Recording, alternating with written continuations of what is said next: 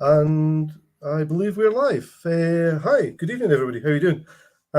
As you can see, I am micless tonight, not microphoneless, hopefully. Hopefully you can hear me.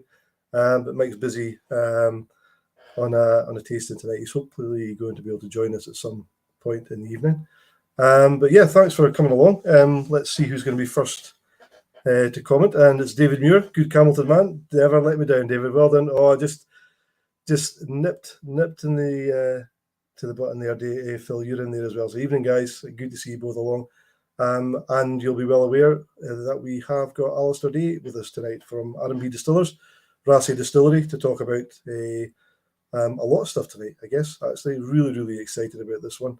I've got myself a little Raasay in the glass, which we'll talk about, and I believe for the guys that bought a Blether pack, there was a nice Tweeddale 28-year-old in there as well. So let us know what you've got in your glass. If you've poured the Tweeddale, let us know what you think about it. If you've got some Raasay at home and you've poured that, then let us know what you think about it, and throw us some questions in so that we can. Good to beat Philip, says David. Absolutely. Well, listen, it's almost neck and neck between the two of you, and you've got the bragging rights tonight, David. So well done. So listen, you're not here to listen to me. You're certainly never here to listen to me and Mike Blether at the start. We tend to do that. So without further ado, we'll get Alasdair in, and yeah, get your questions in, guys. Keep us entertained. Good evening, Alasdair. How are you? That's always a moment of truth, and I've got the control in the StreamYard tonight, and Mike always says you sort of see him getting a little bit nervous when he's ready to bring in the guest, that something's gone wrong with the technology, and people are going to be left with just me and him. So thankfully that didn't happen tonight. So how are you? I'm very well. It's great to be here and great to be chatting to you. And are you down in Livingston tonight? Yes. Yeah, you're at home. So braced and ready for the storm. Yes. Yeah. Well, I was up on Raasay, so I drove back down today. So it wasn't too bad driving back down today. There's a bit of snow about, but yeah, tomorrow doesn't look great, does it? No, not at all. You seem to be certainly south of the country seems to be getting the brunt of it this time round. I'm not sure what Raasay was like in terms of damage, but certainly up here in North Aberdeenshire, the last two storms, the amount of trees that we've lost has just been quite unbelievable. There's been swathes of wood that have just been decimated. You'd have thought somebody dropped a bomb on them. Just incredible scenes, quite devastating. So hopefully it's not going to be too bad in the south. Yeah, fingers crossed anyway. But no, braced for that one, I think. Yeah. So yeah, I mean, I guess I think most of the guys who are going to come on tonight have probably know about the Raasay story, but no harm in going over it a little bit more. I mean, I don't know if you want to start with telling us a little bit about the development of Raasay and how that kind of got going. Yeah. So Bill and I, we co-founded R&B Distillers back in 2014, and that was, specifically to build the Isle of Raasay distillery. And so in 2016, February 2016, we got our planning permission, and in June 2016, we broke ground.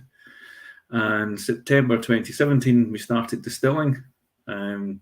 January 2018, we opened the visitor centre and 6 ensuite bedrooms in Bordale House. Yeah. And November 2020, we released our inaugural release. And so last year, 2021, was our first full year of having single malt. So it's stating the obvious, but it's absolutely fantastic to have a single malt distillery with single malt. Yeah, well, absolutely fantastic. I mean, talking of which, we should pour a dram. Actually, I've got the distillery special release, which I was able to sample. Callum was very kind to take me up to the warehouse and let me try a wee drop when I came up, and I managed to bag myself a bottle of the Oloroso, which I'll let you tell us a bit more about. Yeah, so I mean, the idea is that we'll have an annual distillery release, and it's available from the distillery and online from our website. And this is well, it was last year's release, but obviously it's still available. And what it is, it was matured in our Woodford ex-Woodford Reserve rye casks for well over 2 years, and then we vatted it and re-racked it into quarter casks. and the quarter casks were split between Oloroso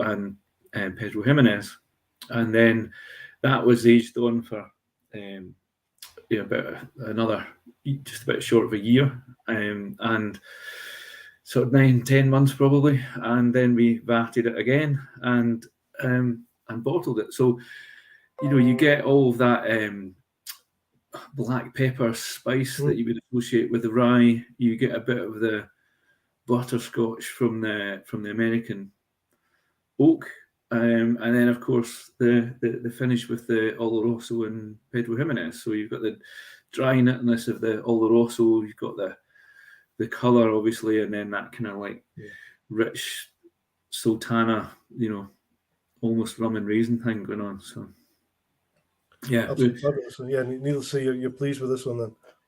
Yeah, very, very, very pleased with it, and I think having that kind of lightly peated spirit in rye and sherry, just gives it the complexity and depth that we're looking for. So I mean, how sort of surprised are you that how quickly things have kind of really accelerated? I mean, there's been so much things happen with the distillery at Raasay and the whole development. I mean, I was able to come up in October. Unfortunately, I wasn't able to catch up with you then, but I met Callum, did a great day up there with him. Yeah. But it almost seems like the distillery's, although it looks very new, it feels like it's always been there. It just, I mean, the brief for the architect, there's a couple of things. One is we wanted to frame the view, and you can probably see behind us the Meg, just sort of a terrible place to work. I mean, it's pretty good, and to be honest, it's a great view, but it changes every 5 minutes, as you can imagine. So that was part of it, but also the refurbishment of Borrowdale House. So to integrate that into the distillery building, so being modern and contemporary, because we are a new distillery, and just being kind of honest about that and using the building to do that, but sympathetically linking the building to include Borrowdale House. So it's obviously sandstone. We've got the gold roof on, over the shop and the entrance to the visitor centre, and then this kind of like black building that's the distillery itself. So it kind of does actually all work together. And then behind the distillery, we had our original maturation warehouse, so it's 300 square meters, and that's where our well is up at the top there, where all the water comes from, and that's now been converted into bottling. We still do all the cask filling there. We've got dispatch bays there. We do all the fulfillments. We buy anything online, it's all boxed up and shipped off from the distillery itself, and then we've put offices up there.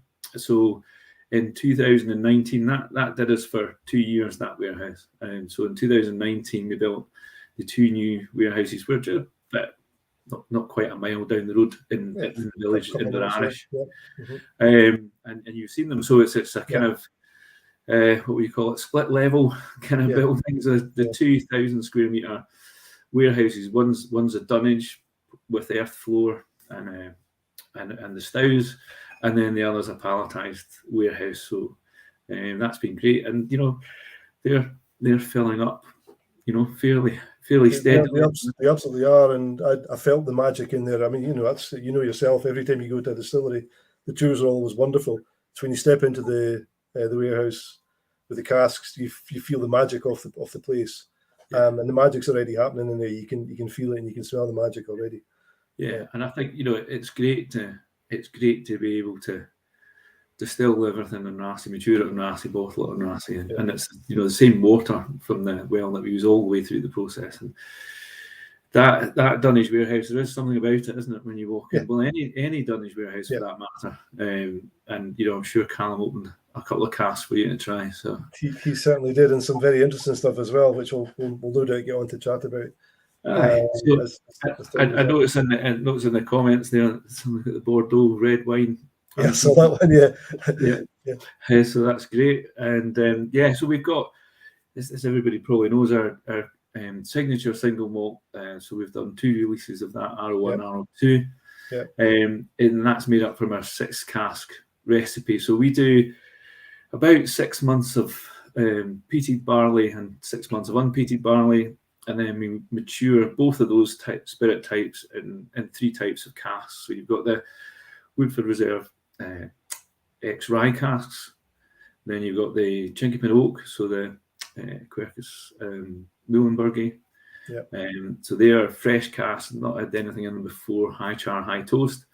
And that really gives it, they're really active casks, and that gives it a really, really good start and some colour early on. And then we've got the Bordeaux red wine casks, so French oak, and it's had 3 vintages of Bordeaux wine in it by the time that it comes to us. And we tend to bring those casks in now, so we're filling French wine at the minute, and we bring that in. We try and bring that in the cooler months because we specify that we want freshly emptied wet casks, and we don't want them to have been sulphured. So we try and bring them in when the ambient temperature is 12 degrees or below, and that means that the wine itself, at those sorts of temperatures, it's less likely to turn vinegary to oxidize. So that's quite an important part of the process with the wine. So that's where our 6 casks come from, and then after 3 years we vat it. You probably saw the vatting tanks up at the bottom. So we've got 25,000 litre vatting tanks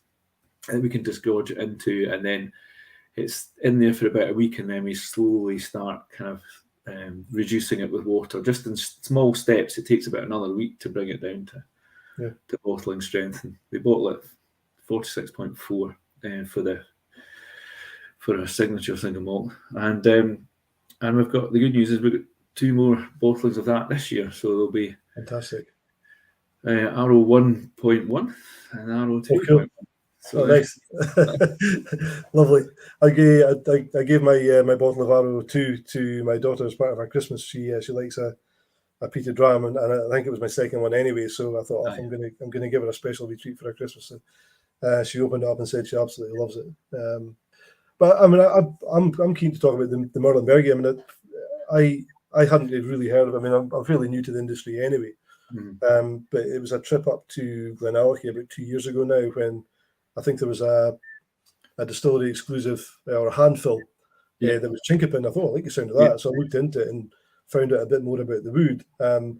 And it seemed to me that it's a wood that a lot of people have kind of steered away from because it's maybe difficult to work with.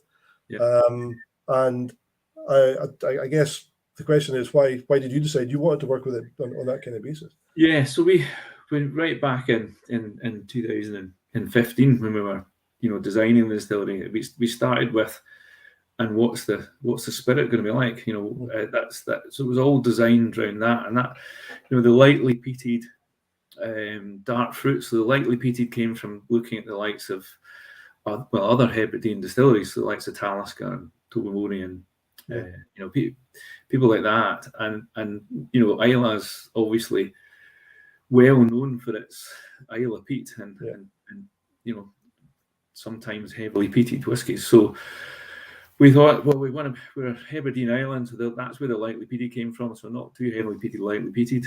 And then the dark fruits really came from sort of the old Bowmores of the 70s and 80s, where that had that kind of black currant dark fruit characteristic, and then that went away in Bowmore, and then they worked really hard to bring that characteristic back. So that kind of fascinated me. So that was the style we wanted to make. And then when we were designing the distillery, we came up with this idea to get lightly peated of having unpeated and heavily peated, and then vatting it. So the reason for doing that, rather than just bringing in lightly peated barley, was we knew we wanted to reduce whiskey from sort of 3 to 5 years on. So the dilemma there is how do you make a really good young whiskey? And for me, it's got to have complexity, depth, and balance. So how do you get that? So we knew the lightly peated, but then how do you get that complexity? So by making the 2 different spirits and maturing them separately, that's the first part. So you've got unpeated and peated, and then what's the wood? How do you get those flavors? And so we needed an active cask in the wood policy to help that spirit develop, to clean it up, and so we have these casks are high char, so that level of charcoal really helps to clean up any impurities that are that are there. They're high toast as well, so you get a bit of caramelization of the natural sugars in the wood, and then that comes through, so you get a bit of sweetness from the toasting. But it was about active cask. So obviously Quercus alba, that's the North American oak, that's white oak that's used in the bourbon industry. And what we knew was that if we were to use Quercus alba for 3 years, it would overpower our spirit. So we had to find another species of oak that would be active, give it the flavours that we wanted, but not overpower the spirit, so the distillery character's still there.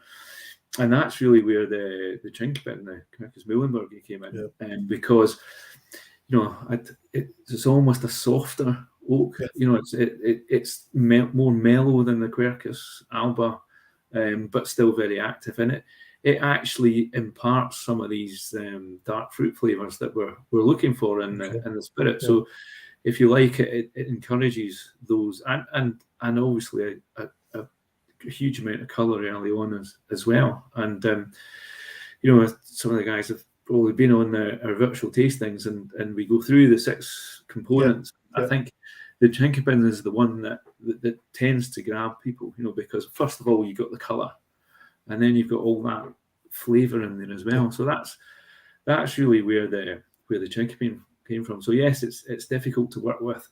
We certainly, you're probably not going to take it past 5 years in a fresh, high char, high toasted cask. But the 2 releases we've done so far, we've refilled those casks.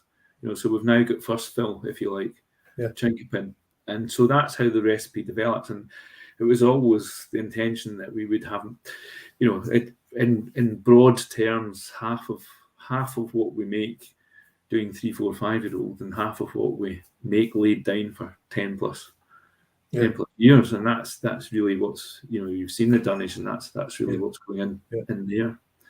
So that's and you're right. Unfortunately, the Chinkopin is very popular, because when I was up, I was hoping to, when I saw the single cask bottles there, I thought, oh great, I'll grab the Chinkopin, and it's gone. It's totally disappeared. So I picked up the rye instead, but I think I must have enjoyed it, because I sunk about half a bottle in the accommodation that night. So. The rye works really well for us as well. It's fabulous. It's there. It gives you a really 3 months in, so our spirit 3 months in a rye cask, it's just all black pepper. It just hits you with black pepper. But by the time you're into 3 years, it's that black pepper. The spice is still there, the peppiness is still there, but it's kind of mellowed a bit, and you're getting much more from the Quercus alba. So you're getting those kind of butterscotchy vanillas starting to develop, and that works really well. And the rye casks are our base. That's the majority of the casks are rye casks, and then the Chinkopin, and then the red wine. It's the least amount. So the red wine's just the kind of top notes, the kind of, and again, it enhances that kind of black currant, dark fruit flavour. The black grapes floating across the top. So it's certainly popular. Chris is on his 3rd bottle of the R02. He thinks it's a splendid dram. So totally agree, Chris. I don't think Raasay is one of these ones we can kind of get enough of. I mean, obviously you've got such a knowledge about what you wanted from the cask, and you had a great knowledge about. Have you always worked in the whiskey industry, or is it something you kind of just grew into? Or I started out in 2009 in whiskey. So before that, I did a number of different things. Latterly, I was working in the dairy industry in cheese. Oh, right. Okay. So yesterday I was judging the World Whisky Awards final, some of the single cask, single malts. But in my previous life, I was judging cheese. So wonderful! That's a couple of great jobs. So, cheese and whiskey. You can't. Oh yeah, absolutely. So It is interesting because I always say with cheese it is fermented and matured, so there's some similarities there. And what's really interesting is, for me, this is so I'm going to go all geeky for a minute, but that's all right. It's really interesting for me is that I work for a company called Mcclellan's. Cheese is seriously strong. Okay. Oh yeah, okay, A real great story. So it was the Irvin family at the time that owned it when I joined, and they had seriously strong, and I won't go into the full story, but when they were developing seriously strong, the cheese originally was about 3 years old. And seriously strong. Cut a long story short, and they moved forward, and the stock was less. They were trying to work out how do you get that 3-year-old characteristic in 18 months, and they used the lactobacillus to do that. And interestingly enough, it's actually one of the same lactobacillus that develops in the whiskey. So when we do quite long fermentations, we do up to 5 days. So after kind of 70 hours, the yeast is dying off, and you start to get this, lactobacillus development and a bit of acidity. And now there's lots of different types of lactobacillus, but only very few of them can survive the mashing temperatures. So there's maybe only 2 or 3 that can actually, because it naturally comes in on the barley. And so there's 2 or 3 that survive, and one of the ones that can actually survive mashing is the same one that we used in seriously strong. So really? Good connection with dairy there. But, no, so and I suppose it. So I did. I've got a degree in botany from Glasgow University, so technically I'm a botanist. And my very first job was growing mushrooms, would you believe? So, really? So I've heard all the jokes, I'm a fun guy. Fun guy to be with, always kept in the dark fed bullshit, and there's no mushroom in here. So done a lot of that. And then I worked in kind of not really farming or agriculture, but more on the kind of salad produce with the supermarkets. Okay. So worked on a farm, but supplying, like Sainsbury's and Tesco's and these guys. Yeah. And used to get to go around the world and go to Mexico for salad onions and a bit of demand from Del Monte for salad vegetables. So that's my background. But in 2009, so my great grandfather was a whiskey blender in Coldstream in the Borders. And in 2009, my dad said I could have this book. You could have the book. This is the Cellar Book. So this is my great grandfather kept this. It's actually a sales ledger, and it's got all this, all of the sales. Yeah. If you open it up, you'll see. So it's still got some of the coloured pages inside, and then so this is 1881. So this is a sales ledger for 1881. So this is all the sales. They had a licensed grocer shop, whiskey blenders, and a brewery as well. They had Coldstream Brewery too. So that's all the sales. Beautiful, careful, handwritten. Exactly. But the care that people took over these ledgers back in the day, just fantastic. The bit that really, really caught my eyes at the back here. These are all the recipes for the blends. For the blends. We're getting all the recipes for the blends. Yeah. From 1899 to 1916. Wow. So in 2009, I went through the book, and obviously there's a lot of, you'll see some of the distillery names there. I don't know how you can see them. Not quite coming through, but yeah. Look, there's one that you'll know. It's Rosebank, and Linlithgow, Canvas, and a really interesting one called Polo, P-O-L-L-O. Now that took me a long time to work out what that was, but that was actually owned by the Ross family that set up Balblair. So Polo and Balblair made very similar styles, and in the book he scores out, writes in a different whiskey, and quite often the Polo and the Balblair was interchanged. Anyway, that got me thinking. So you can see in Glen Hugie as well. So there's a lot of distilleries there. There's Mortlach, Milton, Duff.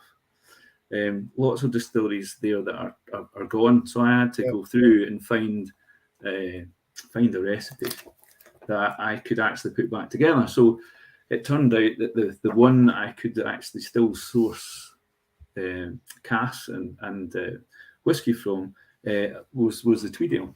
So in 2010, I produced my first blend, my version of my great grandfather's whiskey. So that's the Tweeddale there, and that's the 28-year-old. One that you guys are drinking tonight. Hopefully, a few of you. Yeah. So so that's that. This is what got me started in whiskey, and that went well. And basically, that label was designed on this. This is the tissue paper that they used to wrap the bottles in. I just used the fonts from that to recreate the whiskey, and that's, you see, it's got my great grandfather's name on there, sole proprietor in Coldstream. So that's wonderful to have that history there. Yeah, and that's, I spent all my school holidays in Coldstream, and very familiar with the story, and never really kind of sank in, if you know what I mean. It's just something you live with. My great grandfather was a whiskey blender, and you just kind of talk about it. And then when I got the book, it was like, actually, do you know what? There's something here. Well, back then it didn't. There was something about it kind of didn't mean so much. The other thing was that there was a period that most of the whiskey industry, when it became an industry, when it got away from the illicit stills and the drinking and the craft of that, it was a factory, and it was very much a factory industry. It wasn't it didn't quite have the romance that we've kind of given it now. And so I know exactly what you mean about that. My dad used to be the head gardener on Scatwell Estate, which was owned by the Buchanan family, McDonald Buchanan's, who was black and white whiskey. Now, to me then, I knew what that was. Even as a kid, I knew what that was, but it didn't mean anything to me. Yeah. But if I was back there now as an adult in the same situation, I'd be knocking on their door all the time saying, "Tell me more about this. Can I get a job? What's the McDonald Buchanan's?" Yeah, but you just it's matter of fact when you're a kid, and especially the fact it didn't have the same romance that we've kind of given it all now. It's so for me that was clearly that was a milestone, being able to recreate the Tweeddale and kind of bring it back. And then by 2012 it was really difficult to get, because I was buying casks of mature whiskey and then blending them. But around about 2012 that supply of mature casks just kind of, I'm going to say, dried up. They made it very difficult to get hold of. And it's round about the same time that people were taking age statements off, because the industry just didn't have the stock anymore. So I then had to have a bit of a think about it, if I was going to continue in whiskey, how was I going to do it? So I thought, well, I'm going to have to raise some money, and I'm going to have to go and buy new fillings and wait. That was and that's quite a daunting thing when you actually sit down and you look at the numbers that you would need to spend in it. Then the next thought is actually, probably build a small distillery for that amount of money. So then wrote a business plan for a Borders distillery, and that's just to shorten a very long story. That's how I met Bill. And when I met Bill, he was like, "Well, I'm definitely thinking about building a distillery, but what about Raasay?" And so why did he think of Raasay? What was in his head about Raasay? Yeah, so Bill's oldest friend from school, Ian Hector Ross, Ian's wife Marion, his family is from Raasay. Okay. And when Bill was talking to Ian about distillery, he said, "Well, what about Borrowdale House on Raasay?" So Bill went up and thought, "Yeah, this is it." And then I went up with Bill in May 2014 and stood outside what was a derelict building, and looked at that view, and the whole journey up there and coming across from Skye on the ferry, and you think, well, actually, do you know what? It's pretty good place for a distillery. So that was it, really, and so, as I said, by 2015 we were off and running. So it's a special place to visit, and the ferry across is fantastic. I'm just going to there's a heap of comments here, so I'm just going to try and catch up with a few of them. The easiest one to answer, Mike Pilgrim. I've never had a Raasay, so what would you recommend for a first dip?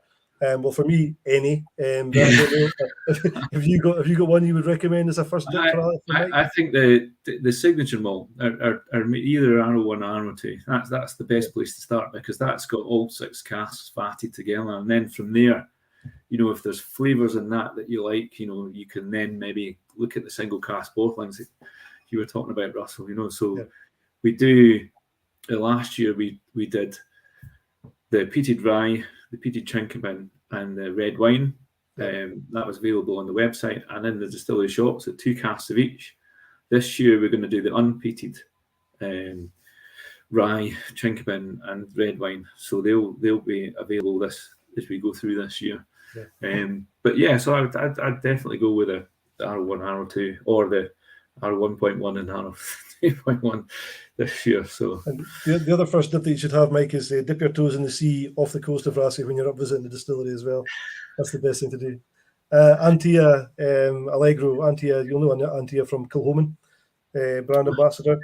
She says she's seen that book before in one of your visits at the Scottish Malt Whisky Society. Yeah, I was fortunate enough to use some of the society's whiskies to make a blend. So we did a tasting, I think 6 different society whiskies. And as we tasted them, I had a bottle that we then made up, my fancy measuring jug, the really technical stuff. And and then at the end of the night, we tasted the blend that we'd created. So, and it was all based on recipes from the book. So that was great fun, and a great privilege to be able to do it. There's 1 or 2 distilleries that do that. Strathisla in particular do it. They make Chivas, obviously, as part of one of the tours they do, where they give you little wee bottles of samples and you're allowed to kind of. And it just sounds like a fantastic thing to do. A great bit of fun for people to do, to have that kind of opportunity. No, it's great, and it's great to see how that blend comes together at the end. Absolutely. So Cuven, I think Mike always gets his Kevin Cuven. I think it's Kevin, but it's pronounced Cuven. Maybe you know your Gaelic better than me, Alasdair, but he's saying that Callum MacLeod is a large part of the fabric of Raasay with his road. Will he be releasing a special bottle to spread his story and Raasay malt further? So people might have read Callum's Road, which is a fantastic book about Raasay in itself, and obviously a bit about Callum's Road as well. And there is a kind of historical thing there. Yeah, absolutely. And I think Dave Broom summed it up when he opened the distillery, and he said, Raasay doesn't, just make do, they make better. And that's the kind of what comes out of Callum's Road, Callum, who, lived in Arnish at the other, up in the north end of Raasay, which is still off the grid today, and lobbied the council to extend the road from Brockle to Arnish, and they wouldn't. And his motivation for that was his daughter had moved to school, and it meant she had to move away because she couldn't go to school and get back, because of the you could walk the road. It was like a horse and cart track in those days. So he got up one day with his shovel and his pickaxe and his wheelbarrow, and 10 years later he'd finished the road. And when you drive along it, there's not been any surveyors involved in that. It's it twists and it turns, and it's quite something. And the scenery up there, when you go up to the north of the island, it's hard. Louisian gneiss, it's pretty hard rock up there, and so he works his way around all of it. It's quite a feat. And as soon as he finished it, the council adopted it and tarmacked it. It's just the book is fabulous and tells you an awful lot about Highland local council politics and all that kind of stuff. And not only that, it tells you a bit about land ownership, because you've got the wall that was built as well to separate the Rainier's wall. Yeah, that's north and the south, which was quite horrific. It really was. The Rainier cleared all of the people to the north of the wall so that you could have sheep south of the wall. Yeah, it's pretty horrendous. Absolutely. But then out of that came the Raasay Raiders, and so yes, indeed. Maybe the Raasay Raiders were the start of the Raasay Renaissance. Who knows? Absolutely. There's a good bottle for a good name for a bottle, the Raasay Raiders.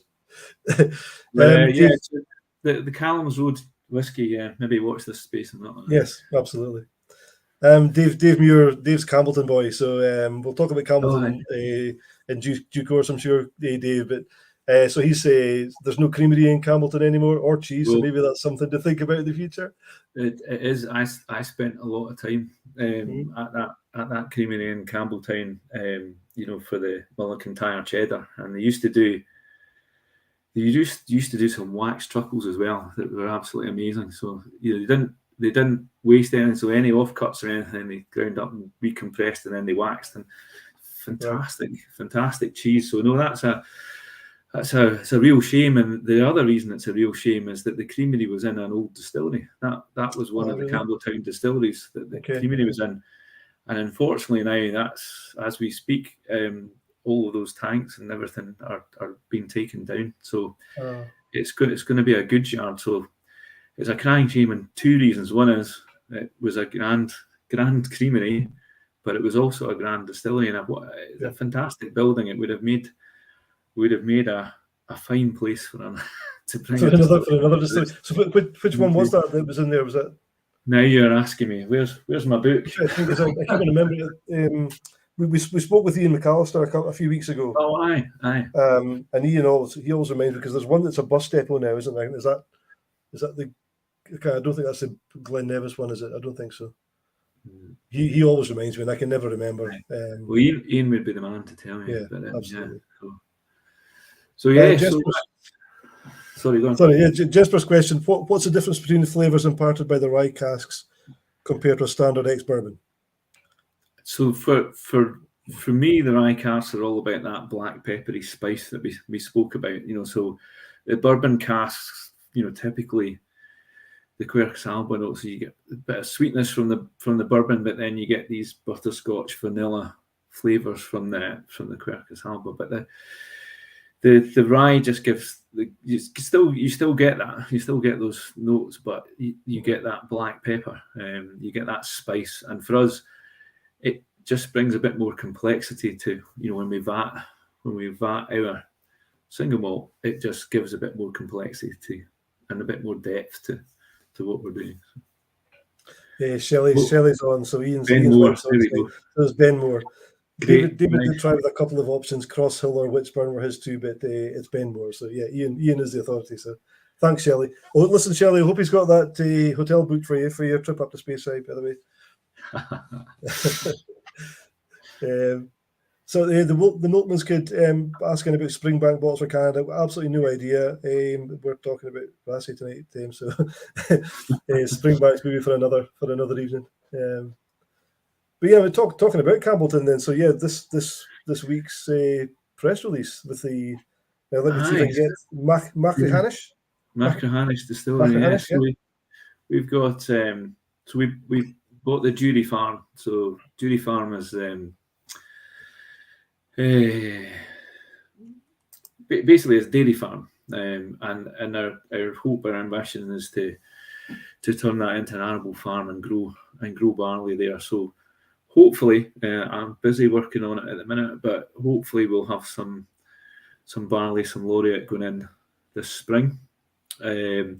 Last year, the farm next door to Jury Farm is Westback's farm, and the Grahams that farm that, they grew some barley for us that's currently being malted to go to Raasay. So we'll have some Campbelltown barley distilled in Raasay. So and then again, the hope is that the Grahams will keep growing barley for us. So that'll be, the two adjacent farms growing barley that will then be used on the Jury for the Mcclellan distillery. And we're just also looking at the feasibility of maybe having some small drum maltings, some modern maltings rather than floor maltings. But so we're going to work all this out in a minute, because drum maltings on the site of the on the farm itself. So I mean, but potentially we could in the initial sort of feasibility we're doing at the minute, we could grow about a third of the barley that we need in on those farms in Campbelltown. For the distillery, so about a third of our own barley, so that would be good. And yeah, so that's where we are at the minute. We've got the farm, designing the process, trying to make that process as sustainable as we can. So it's all about doing the mass energy balances at the minute, and trying to include everything that we need. I think the distillery will be phased. At the minute, we're thinking, get the actual distillery itself up and running. And then, we'll design the visitor centre now, but that'll probably come later, closer to having single malt.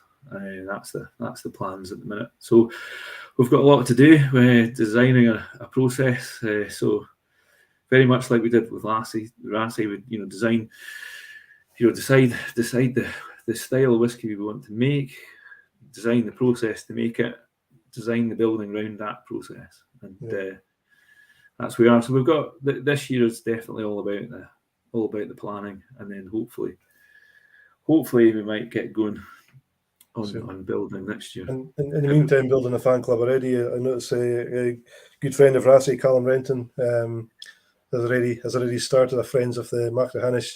He has indeed on the same day as the announcement. Well done, Callum. so that's grand, and also good to hear today another distillery project in Campbelltown too. So perhaps there'll be a Dalriata, was that right? Dalriata, yeah.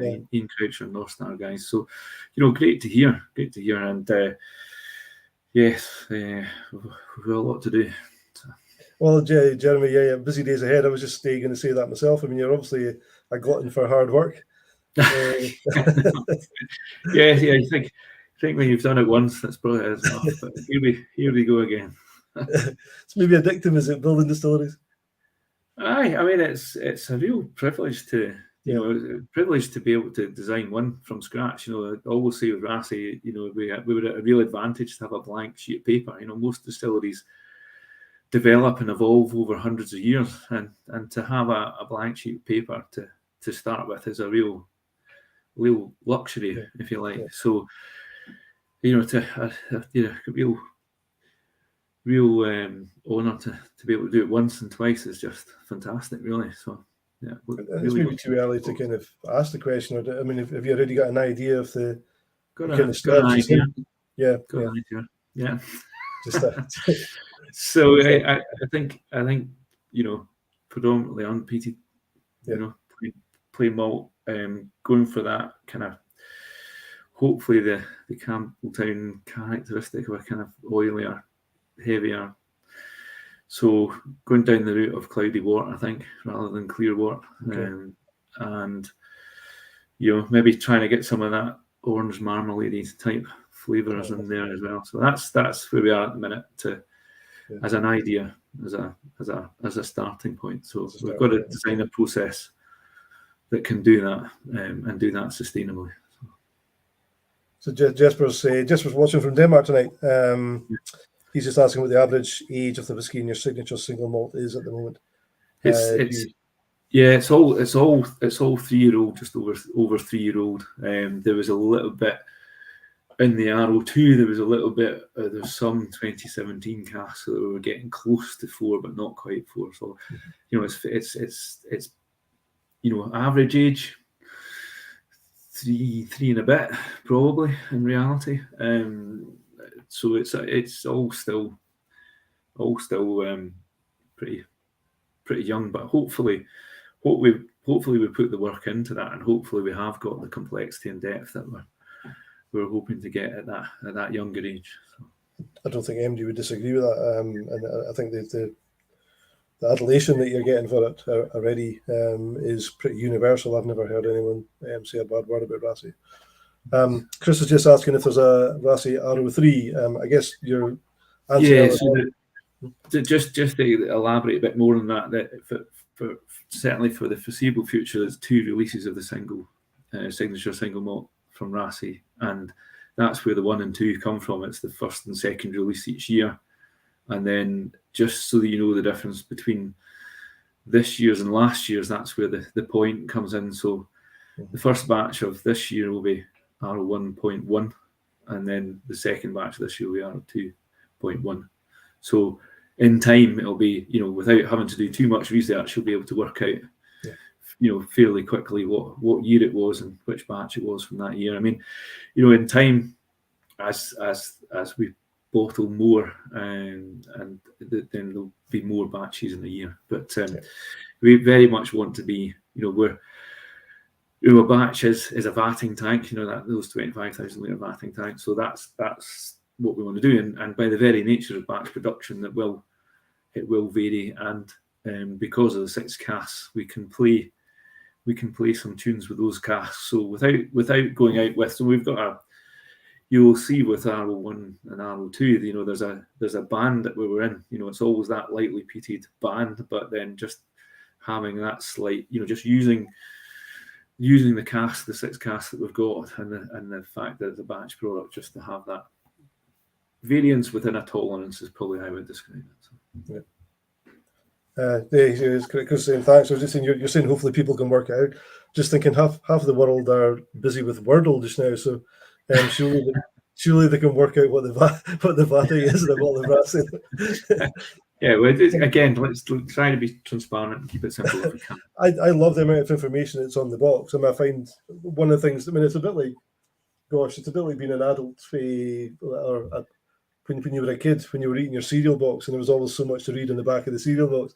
The adult version is having a lot to read in the back of your whiskey box, and I love that. I love being able to have all that information when I'm having my dram. Was that the idea behind that? Yeah, it was that. It's exactly that. It's like, how do we, for those people who want to know, how do we make that information available? So the first point's obviously the Burnside. Controversy. There we go. Stepping aside from that one. Dave's not been watching for the last 5 minutes. He's been on Google today, floated all his mates down the couple. Great stuff. Yes. So come back to that. But so the first point is obviously the label and the box, but also on the website as well. And with the inaugural release, we did a little booklet that had absolutely everything. Cut points, yeast, barley varieties, all of that. So we'll keep that going.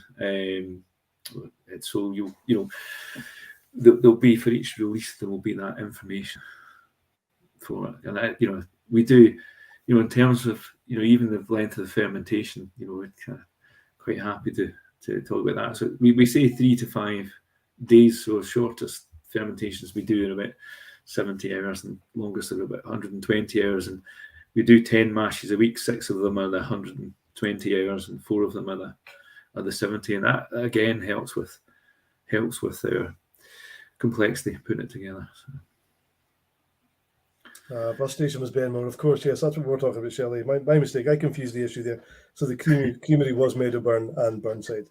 So yes, that's where the confusion lay. Yeah, absolutely. My fault. I'll take the blame for the controversy. So one of the things you were talking about, just the sort of fermentation, just the whole the process. Having been to the distillery, I was struck by how many really young staff are there. Yeah. And again, is that something you were keen to do to get as many younger people involved as possible? Yeah, absolutely. The whole point was to create jobs for the people living on Raasay, and by the very nature of that, there'd never been a distillery before, so there weren't going to be any Raasay distillers. Well, not legal Raasay distillers anyway. So the plan to start with was we had when we're designing the distillery, the idea was to have an older distiller and a younger distiller. So the old head that had done it all before and seen everything, and the young head who was straight out of Heriot Watt, and that's exactly what we did. So we had Chris Anderson, who's from Isle, and had worked for years. He'd been a distillery manager for 40 years plus in the business. So he came for 5 months, as we were putting the equipment in and commissioning it, and into production itself. And we had Ian Robertson who was out just literally finished Heriot Watt. I think he finished in June and came to us in July, something like that. And so Ian ran the distillery. So Ian's now moved on to Dalmore. But so really we trained all of the distillers up. They've all only so far distilled in Raasay. So that for us was fantastic to be able to do that. And like a bit like Callum Gillis, people have come back to Raasay, have been away and have come back and working in the distillery. So it's great. And yes, so yeah, that is a you've seen it yourself. It's a young team, and it's it's a whiskey's a long-term thing. So it's all good, I think.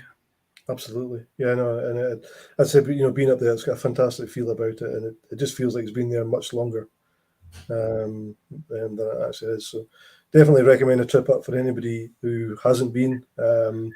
Just the journey across in itself. I mean, Skye is fantastic, but sitting on the pier side waiting to get the ferry across to Raasay is just really, really special, and not too long a crossing. I was just recalling a story that I think it was your wife that said there was one time, the wonderful thing about living somewhere like Raasay, there was one time you were on your way home when suddenly the ferry stopped and turned round and went back. And the reason was that they'd forgotten about the school bus, or they'd missed the school bus, so they had to go back and. Yeah, no, it is. I've seen it happen. The ferry's pulling away as you arrive, and they come back for you. So it's quite something. It's quite something. So, that's a proper ferry service, that one. Absolutely. Yeah, no, we're very fortunate. It's a hybrid ferry as well, so it gets plugged in on Raasay overnight and charges back up. So wow. It's amazing how quiet it is when it's calm enough and it's running on electric. If you're sat in your car, you don't even know you're moving. And really? Obviously, when it's a bit choppier, the diesel kicks in and it's a bit noisier. Yeah. But no, it's a fantastic, and it's a good service. 25 minutes and more or less early. It's not bad. Yeah, absolutely. I mean, talking about machinery, I certainly couldn't come on tonight without my usual farm geekery. And for anybody who doesn't know about the hand-built combine harvester, is it still working? Is it still in operation? Well, it actually lives on Orkney, would you believe? It actually belongs to the Highlands and Islands University. That's a disaster. I was hoping it was a. Well, it was a disaster when we had to bring it down to combine their barley on Raasay. But it's, for those who don't know and haven't seen it, it's effectively a Volkswagen camper van that's been converted into a combine. And the very first year, so as we were building the distillery in 2007, the distillery hadn't even been finished. And we grew our first trial of barley on Raasay, and Raasay is very wet, as you can imagine. So the growing season, the window that you can grow and ripen barley is very short. So we've kind of got May till August as a window. It's very, very short for barley. So the idea was to find a variety that would actually ripen in that short space of time. So we put in 5 varieties. We put in Concerto as a control. We knew it would grow, but we also knew it wouldn't ripen. That was the commercial variety at the time. We grew a variety called Tartan that Highland Park had been growing up on Orkney, and it's slightly earlier. We grew Bear. Bear barley, as probably people know, is an ancient landrace. It's been in the Outer Hebrides for over 2,500 years, and 10,000 years again from the Fertile Crescent. It slowly moved with people across Europe and ended up in the Outer Hebrides. But the Bear, when it was growing, just was meant to be there. There's something about it, and you stood there and looked at it, watched it blowing in the wind. It was really just looked at home. Really, really fantastic. And then we grew a variety called Iskria, which is from Iceland, inside the Arctic Circle. So, they're very cold, obviously. So they've got a very short season for being able to grow barley. And then we grew a variety called Casks from Norway, again inside the Arctic Circle. So basically, we put it in as a trial, and as the year went on, I got more and more excited as these varieties grew, and the Iskria, the Casks, and the Bear all started to ripen. And I said to Peter, I'm not leaving this in the field. We've got to combine it somehow. But it's a tiny wee field on Raasay, and so there's no way that you could get a normal combine into that. So I said to Peter, what about your plot combine in Orkney? Would we be able to borrow that for a weekend? I said, well, if you can get it from Orkney to Raasay, you can borrow it.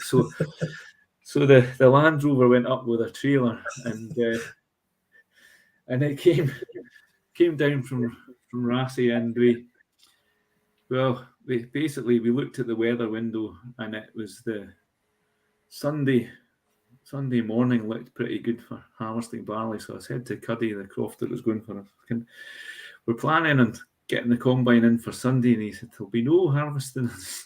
That's Sunday. Yeah, absolutely. Back to the drawing boards and back to the weather forecast. Anyway, luckily the window moved into Saturday afternoon. We had a glorious Saturday afternoon. We started combining, but it's on a slight slope. It's a south-facing slope, and it turned out the combine couldn't combine up the hill. So we had to reverse. So we combined down. We had to reverse it back up. Combine, reverse it back. Combine down. And it was all a bit mad. And we had to. We filled 25 kilo bags, but then we had to get them dried. We had to get them dry before it started heating up. So then got all into the trailer and ran it down to the James Hutton were kind enough to dry it and clean it for us. So it's run down the next day to James Hutton, who dried it and cleaned it, and then of course we had to get it malted. I wasn't giving up on it at this stage, so absolutely not. It was macro malted.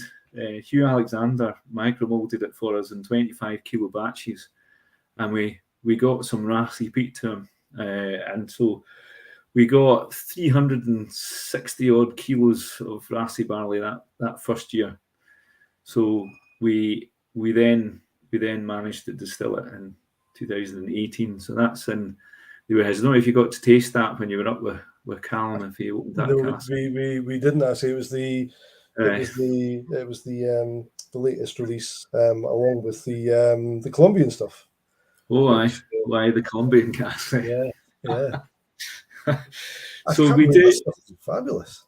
Aye, well, so as I say, we've got our wood policy is these three cask types that gives us the 6 casks, the unpeated and the peated.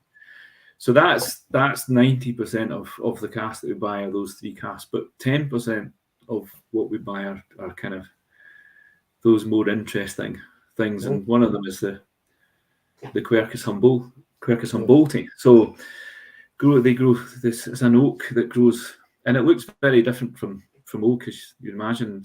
It's quite different. But it grows 3,000 feet up in the Andes in Colombia. And so we got these casks specially made for us. And a bit like the Chinkapin casks, they're high char, high toast. And it's the timber's air dried for 3 years, 36 months before we make the casks, and then they brought it over. And so I don't know if Callum told you the story, when they arrived, we were unloading them, and the last cask was cut in half. It was like two plant pots. So You didn't see that. What's going on here? What an expensive cask these, and it's one of them's in half. Anyway, it turned out that the customs, when they heard they were from Colombia, felt they obliged to cut one in half to check for any contraband maybe in the cask. So we lost one of the casks as a result of a customs check. But putting that to one side, they're it's quite different. So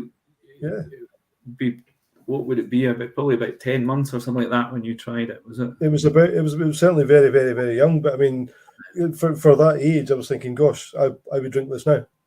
Yes, absolutely no problem whatsoever. My question to Callum is, what if it's going to mature that quickly, how do you slow it down? So it's really fascinating. I mean, we did our first sampling after 3 months, and it was like that, like what you tasted after 3 months. And it's got that kind of burnt sugar, creme brulee. They're typically used for rum, so it's got that kind of thing going on with it. And so at 3 months you're thinking this is just going to tear away. And I think Dave Broom was up and tasted it at 6 months, and he was like, oh my god. This is like, but it actually it's plateauing now rather than towing away. So it's probably best to describe it as a starter cask would probably be the way to do it. And I think those flavors, you can see how that would then go into another cask, and you've established them, and then you can mature it on in another cask. So yeah, it's a very interesting cask. Did you get to try the? Sorry, go on. I was just, how did you come across that look? Well, again, as I said earlier on, I'm a botanist, and I'm just what I was. My degree's in botany, but it means I'm kind of fascinated by oak species and barley varieties, and there's so many. The matrix of what makes flavour in whiskey is so complex. There's so many variables in that matrix that if you can isolate some of those variables and draw them out and see what that variable does, and I think to me oak species is a bit like that. So in our signature single malt, you've got 4 species of oak. You've got Quercus alba, you've got Quercus muhlenbergi, you've got Quercus petrea, and you've got Quercus ruba. Yeah. And they all impart, just the oak, those oak species themselves impart different flavours in the spirit, without even getting into the previous contents of the cask. So one of the things with the 10% cask that we're buying is to have. So we've got Quercus petrea cask, high char, high toast. Again, air dried for 3 years before the casks are made. We've got Quercus ruba, fresh cask, high char, high toast. We've got Quercus humboldti. We've got Quercus muhlenbergi, Quercus alba, obviously, but we've also got some German oak, some Spanish oak, some Russian oak. So we've got, and it's just seeing how these flavours draw through, and then once you've got that, it's how you then, it's like this. Going back to the book again. It's how do you bring those together and make them work. So that's one fascinating thing. And the other thing is the variables. So the barley varieties. So we've got Raasay barley. We've got some Bear barley. So actually we've got some that's just been malted. It was grown in Berwickshire actually. Berwickshire Bear. It's been malted and it's on Raasay, so we'll be distilling that shortly. We've got some Solom, another variety that gives really good flavour in beer, and we're distilling these. And we've distilled some of the Solom, and it's really quite different. The New spirit's really quite different. So it's just pulling these out, and then we've used so we use predominantly distillers yeast, but we've also used a champagne yeast as well.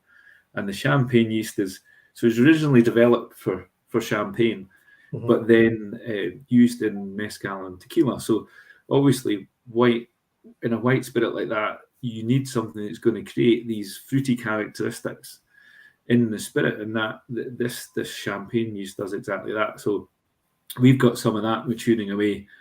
So the only variable there is the yeast, and that's maturing. So that at some point will be an interesting release that we can do, and then hopefully you can do the comparison of, okay, so we've got this lightly peated dark fruits, and then we've got this lightly peated but with a different yeast. That is that amplifying and that the hope is that's amplifying those fruity characteristics. I mean, you talk about the variables, and the variables are just fascinating. You talk about different woods, you talk about different fermentation lengths, you talk about different styles of still, and then you bring yeast into the thing. It just the whole kind of amount of variables for flavour profiles is huge. Where do you sit in the whole idea of the sort of terroir of where barley is grown? Yeah, I mean, there are so many variables, and that's it. And it's how do you, if you wanted to be really scientific about it, it's how do you have your control, and how do you change one variable at a time? That's the difficulty with so many variables. So, I do think by doing as much as possible on Raasay, so for instance, if and when we release the Raasay barley, that'll have had everything, on it's even peated, even malted with Raasay peat. So, that's the kind of, if you want to talk about it, and I would probably use Dave Broom's phrase of sense of place. So Yeah. it's the people that make it as well. You talked about the young team. It's it's where you make it, the people who make it, by trying to do as much as we can on Raasay. Hopefully, maturing it on Raasay. Whether or not that will impart maritime elements, who knows in time. But that's the kind of sense of place. And I think the thing with Machrihanish as well is that it's the same thing. If we can do all of it there, then you've got that sense of place, sense of community. So what the place gives to the whiskey, hopefully we can give back to the community in terms of jobs and something to be proud and about, and to just we're all on a journey together, and I think that's what's so exciting about other distilleries in Campbelltown, the other Hebridean distilleries, the Torreveg and the other people that we work with, and Harris up there. It is about, and if we can all go on the journey together, fantastic. That's what it's about. And I love talking to people and listening to what people have to say, not just about us and what we're doing, but what other people are doing as well. Because I think that's how you can develop, I think. So it's very difficult. So I think I would go at it much more from a community and a place for me, I think. But at the same time, I'm absolutely fascinated by yeast, by lactobacillus, my oak species, barley varieties, and it's just trying to do it in a way that it makes sense without having so many things and tangents and all the rest of it, that we still all have to be able to understand what it is in a bottle when you get that far. So that kind of goes back to putting as much information on there as we can. Do you find yourself, when you go along to some of these kind of awards or SMWS stuff and all that kind of, bumping into other master distillers and having these kind of unbelievable technical yeast conversations that if somebody else is walking past, they'd be thinking, what the hell are they talking about?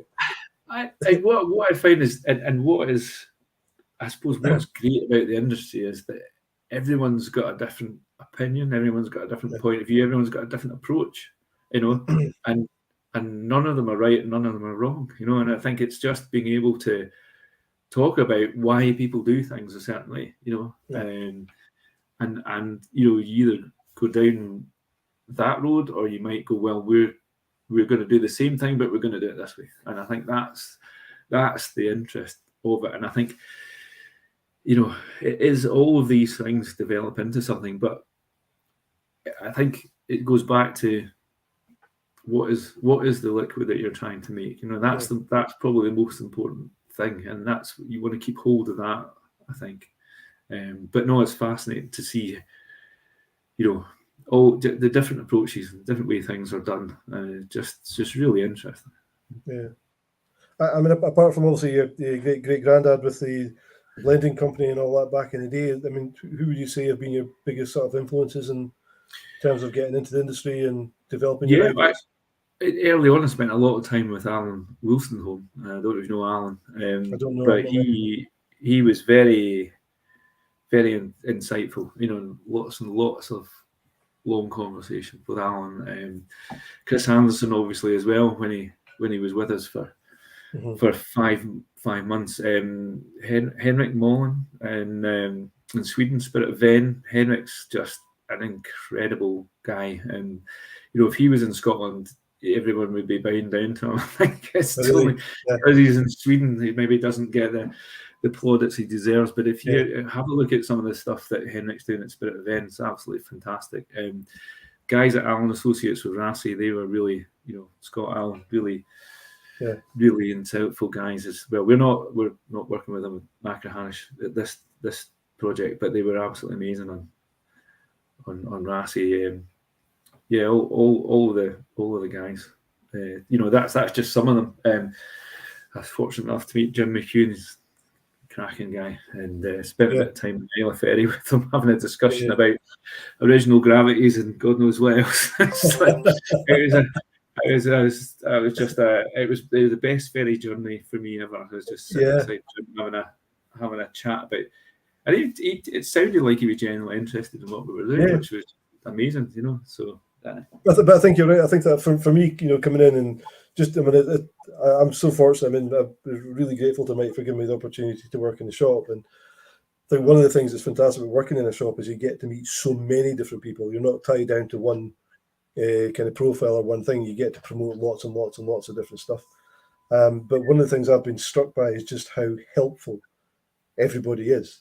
Yeah. There's nobody who will say, "Oh, I haven't got time for you," or find out someone else. Everybody spends a bit of time, gives you their advice. Just even spends time chatting to you. And I think, having come from the NHS, where you would think that thing would happen all the time, it didn't. I mean, the NHS is very competitive in terms of very protective. People are hugely protective of their roles, and I've just not experienced that in this industry at all. People are so willing to give you their information, their time, their knowledge, and I think that's fantastic. I think also the guys at Loch Lomond Group as well. I mean, they helped us massively to start with. And Michael Henry was just brilliant, and for things like the While We Wait and the Grain of Truth, being able to work with Michael and do tastings and try and develop those things with him. He's really got that.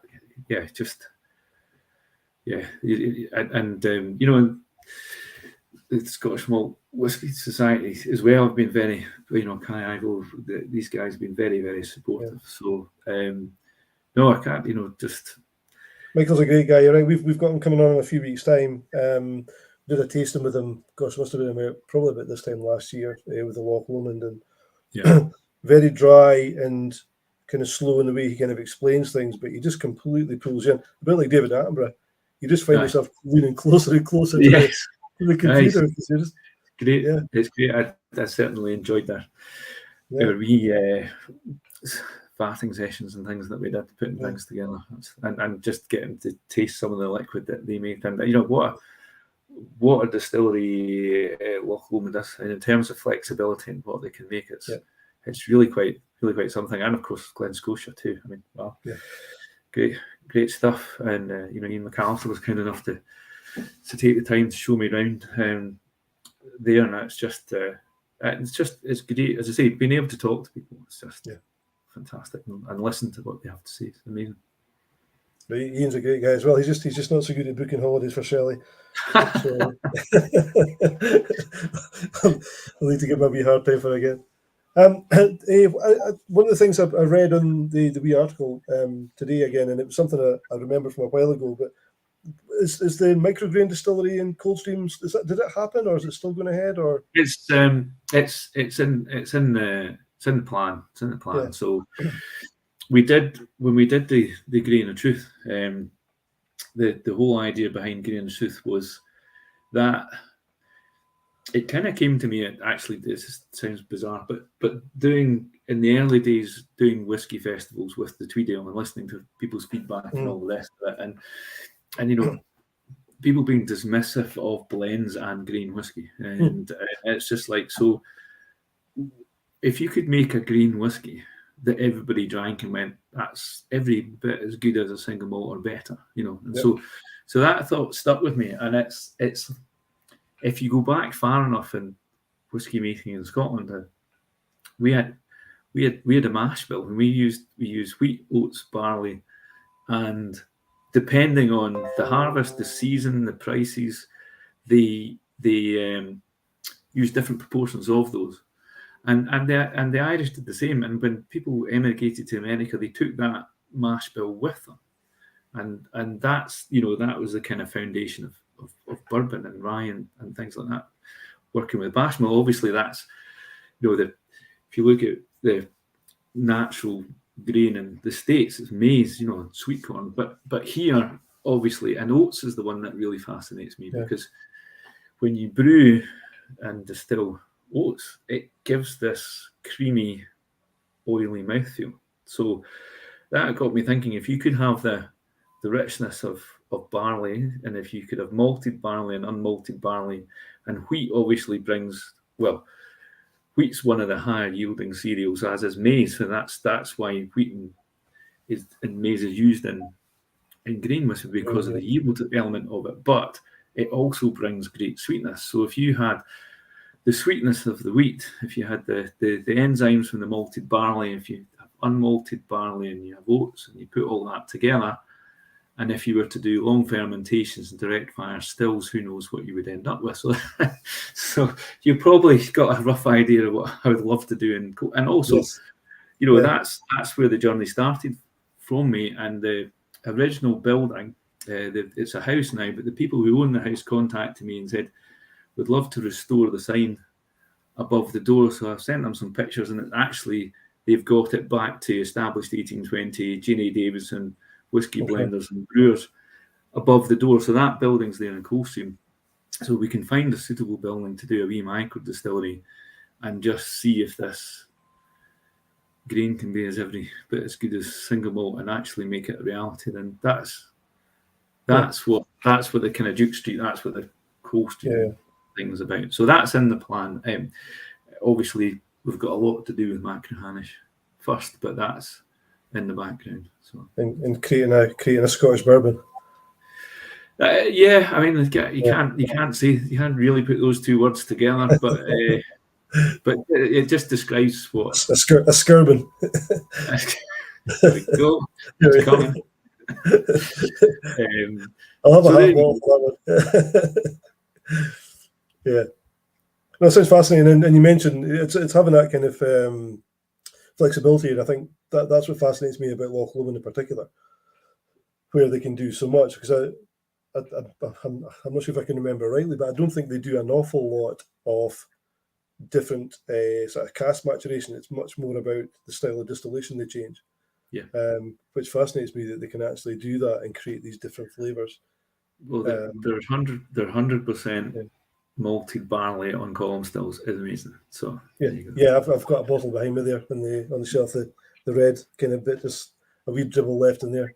But I know, and again, they've got to call it grain, single grain, because it's in a And I don't think, there's nothing wrong with that. I think it's something to be proud of, Yeah, absolutely. So yeah, I mean, I guess one of the questions I meant to ask later on, to see if we can just get one or two guys to mention if they're eating cheese tonight. But so in terms of a cheese and Raasay pairing, what would be your recommendation? Oh, something like a creamy blue cheese, like Dolce Latte or something like that. That's blue, so enough blueness to give you that salty blue tang, but the creaminess and the saltiness that goes with the light peat and the foot of the whiskey. So I'd try that. That works really well. Or even Strathdown Blue. I don't know if you've ever had that. Rory Stone in Tain. He makes a cracking cheese called Strathdown Blue, and that goes brilliantly with Isle of Raasay. Strathdown Blue is good with any kind of peated whiskey, but yes, I'll definitely give that a go with a Raasay. Chris is saying he loves grain whiskey. Always find it sweeter than malt. Yeah, I would agree. There's a huge fruitiness to it, and some of the older stuff as well. Fascinating. Cambus, Invergordon, a lot of these stuff is just absolutely delectable stuff. Yeah, North British as well. It's really cracking. Right, the North British for me is quite amazing. Yeah. One of the questions we always ask everybody is: you go into a pub and there's no Raasay on the bar, so you can't ask for a Raasay. What would be the whiskey you would go for? What would you reach for? So it would depend on my mood and who I was with and all the rest of it. But the sort of whiskies that I would go for would range from something like a Balvenie, Doublewood, Kalila, Altmore, Mortlach. I can keep going, but Talisker, Springbank, Glen Scotia. Yes, so no, go on and on. It's so difficult, isn't it? It's a really difficult question. You're probably getting the impression I wouldn't have one. Yeah, absolutely. That's the best way to be. Yeah, I mean, I think if you go into any kind of bar that's got some drams there and you can't find one you like, then you're just being far too fussy. Sure. Absolutely. So. No worries. Well, listen, also, so thanks so much for your time tonight. It's absolutely fascinating talking to you. Always is. Looking forward to getting you down to the shop again sometime soon. And also looking forward to getting back up to Raasay as soon as possible. I definitely need to get myself up there and get a bottle of the unpeated Chinkapin this time. See if I can see if I can snag a bottle of that this time round. I promise to give you the nod this time. Perfect. A nod's as good as a wink. Yeah. Robert, yeah, superb talk. Yeah, absolutely. The insights are fantastic into the island, into the history, and totally recommend anybody to read this book, Callum's Road by Roger Hutchison. It really is a fascinating history into the island, and I really wanted to read it before I got up, and I did, and it just gave me that extra bit of knowledge and feel for the place before I got there, which I think enhanced my experience. So I would definitely recommend anybody to do that. If you want to join us again next week, we have got Christopher Coates, who is the editor of the Whisky magazine. We were very fortunate to pick up an award through the shop this year through the Whisky magazine, so we're very grateful for that. And Christopher will maybe be able to tell us a bit about that process and about editing a Whisky magazine and all the great experiences, I guess, that he has. So please feel free to join us again next week. For the guys that bought the Blether pack, I think that's one of the weeks where there's probably one or two of the shop exclusives in there. I can't remember what's in the pack. So it might be a Glencadam, it might be a Lofstallingrat or something like that we've got just in the shop. So hopefully you'll join us again next week. And yeah, absolutely, Phil, can't wait to get up to the distillery. There's somebody else I think going there. Alan Moyer said he's hoping to get up in March. So I think the love for Raasay is strong, and yeah, people need to get up there and keep supporting. And then we'll get a trip down to Campbellton. So it's one of these ones when we're going to have to support the R&B. We've got a fair bit of a trek in between either, but I'm sure we'll manage. Anyway, listen, guys, thanks very much. And we'll hopefully see you again next week. Cheers, everybody. Good night. Cheers. Bye now. Thank you very much.